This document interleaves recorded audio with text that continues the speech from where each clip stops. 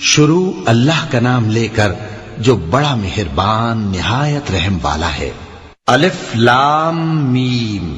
اس میں کچھ شک نہیں کہ اس کتاب کا نازل کیا جانا تمام جہانوں کے پروردگار کی طرف سے ہے۔ کیا یہ لوگ یہ کہتے ہیں کہ پیغمبر نے اس کو از خود بنا لیا ہے؟ نہیں، بلکہ وہ تمہارے پروردگار کی طرف سے برحق ہے، تاکہ تم ان لوگوں کو ہدایت کرو جن کے پاس تم سے پہلے کوئی ہدایت کرنے والا نہیں آیا، تاکہ یہ رستے پر چلیں۔ اللہ ہی تو ہے جس نے آسمانوں اور زمین کو اور جو چیزیں ان دونوں میں ہیں سب کو 6 دن میں پیدا کیا، پھر عرش پر جلوہ افروز ہوا۔ اس کے سوا تمہارا نہ کوئی دوست ہے اور نہ سفارش کرنے والا۔ کیا تم نصیحت حاصل نہیں کرتے؟ وہی آسمان سے زمین تک کے ہر کام کا انتظام کرتا ہے، پھر ہر کام ایک روز جس کی مقدار تمہارے شمار کے مطابق 1000 برس ہوگی اس کی طرف رجوع کرے گا۔ اسی شان کا ہے وہ خالق جو پوشیدہ اور ظاہر کا جاننے والا ہے، غالب ہے، بڑا مہربان ہے۔ وہی جس نے ہر چیز کو بہت اچھی طرح بنایا، یعنی اس کو پیدا کیا اور انسان کی پیدائش کو مٹی سے شروع کیا، پھر اس کی نسل ایک قسم کے خلاصے سے یعنی حقیر پانی سے بنائی، پھر اس کو درست کیا، پھر اس میں اپنی طرف سے روح پھونکی اور تمہارے کان اور آنکھیں اور دل بنائے، مگر تم بہت کم شکر کرتے ہو۔ اور کہنے لگے کہ جب ہم زمین میں ملیا میٹ ہو جائیں گے تو کیا اثر نو پیدا ہوں گے؟ حقیقت یہ ہے کہ یہ لوگ اپنے پروردگار کے سامنے جانے ہی کے قائل نہیں۔ کہہ دو کہ موت کا فرشتہ جو تم پر مقرر کیا گیا ہے تمہاری روحیں قبض کر لیتا ہے، پھر تم اپنے پروردگار کی طرف لوٹائے جاؤ گے، اور تم تعجب کرو جب دیکھو کہ گناہگار اپنے پروردگار کے سامنے سر جھکائے ہوں گے اور کہیں گے کہ اے ہمارے پروردگار، ہم نے دیکھ لیا اور سن لیا، تو ہم کو دنیا میں واپس بھیج دے کہ نیک عمل کریں، بے شک ہم یقین کرنے والے ہیں۔ اور اگر ہم چاہتے تو ہر شخص کو ہدایت دے دیتے، لیکن میری طرف سے یہ بات قرار پا چکی ہے کہ میں دوزخ کو جنوں اور انسانوں سب سے بھر دوں گا۔ سو اب آگ کے مزے چکھو، اس لیے کہ تم نے اس دن کے آنے کو بھلا رکھا تھا۔ آج ہم نے بھی تمہیں بھلا دیا ہے، اور جو کام تم کرتے تھے ان کی سزا میں ہمیشہ کے عذاب کے مزے چکتے رہو۔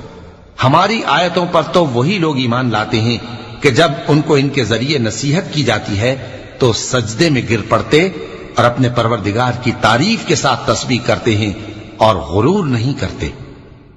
چونکہ آیت سجدہ تلاوت کی گئی ہے لہذا سامعین پر سجدہ واجب ہے۔ ان کے پہلو بچھونوں سے الگ رہتے ہیں، اس حال میں کہ وہ اپنے پروردگار کو خوف اور امید سے پکارتے اور جو کچھ ہم نے ان کو دیا ہے اس میں سے خرچ کرتے ہیں۔ سو کوئی شخص نہیں جانتا کہ ان کے لیے کیسی آنکھوں کی ٹھنڈک چھپا کر رکھی گئی ہے، یہ ان اعمال کا صلہ ہے جو وہ کرتے تھے۔ بھلا جو مومن ہو وہ اس شخص کی طرح ہو سکتا ہے جو نافرمان ہو؟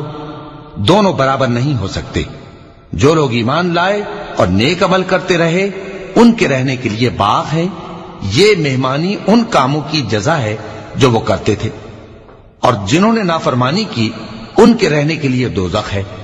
جب چاہیں گے کہ اس میں سے نکل جائیں تو اس میں لوٹا دیے جائیں گے، اور ان سے کہا جائے گا کہ جس دوزخ کے عذاب کو تم جھوٹ سمجھتے تھے اس کے مزے چکھو، اور ہم ان کو قیامت کے بڑے عذاب سے پہلے دنیا کے عذاب کا بھی مزہ چکھائیں گے، شاید وہ ہماری طرف لوٹ آئیں۔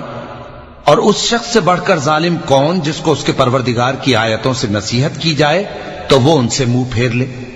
ہم گناہگاروں سے ضرور بدلہ لینے والے ہیں، اور ہم نے موسیٰ کو کتاب دی تو تم ان سے ملاقات ہونے سے متعلق شک میں نہ ہونا، اور ہم نے اس کتاب کو بنی اسرائیل کے لیے ذریعہ ہدایت بنایا تھا، اور ان میں سے ہم نے پیشوا بنائے تھے جو ہمارے حکم سے ہدایت کیا کرتے تھے، جبکہ وہ صبر بھی کرتے تھے اور وہ ہماری آیتوں پر یقین رکھتے تھے۔ بلا شبہ تمہارا پروردگار ہی ان میں جن باتوں میں وہ اختلاف کرتے تھے قیامت کے روز فیصلہ کر دے گا۔ کیا ان کو اس امر سے ہدایت نہ ہوئی کہ ہم نے ان سے پہلے بہت سی امتوں کو جن کے رہنے کے مقامات میں یہ لوگ چلتے پھرتے ہیں ہلاک کر دیا؟